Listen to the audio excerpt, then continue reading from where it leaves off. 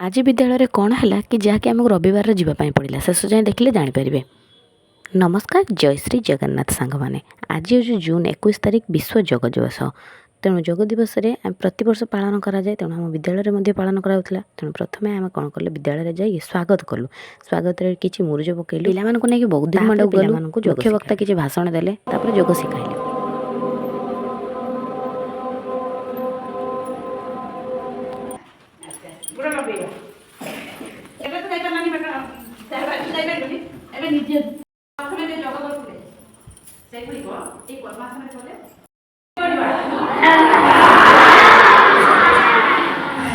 ଆମ ବିଦ୍ୟାଳୟର ଗୁରୁଜୀ ଗୁରୁମାମାନେ ପ୍ରତିଦିନ ଯୋଗ କରନ୍ତି ଆଉ ପିଲାମାନଙ୍କୁ ମଧ୍ୟ ଶିଖାନ୍ତି। ତେଣୁ ତାଙ୍କର ଶରୀର ସବୁବେଳେ ଫିଟ୍ ଆଣ୍ଡ ଫାଇନ୍। ଯୋଗ ସରିଲା ବେଳେ ପିଲାମାନଙ୍କୁ କିଛି ଭୋଗ ଦିଆହେଲା। ଭୋଗ ଖାଇସାରି ସେମାନେ ତାଙ୍କ ଘରକୁ ଫେରିଲେ। ଆଉ ମୋର ଯେହେତୁ ବିରତି ଦାୟିତ୍ୱ ଥିଲା, ତେଣୁ ମୁଁ ପିଲାମାନଙ୍କୁ ଜଗୁଥିଲି।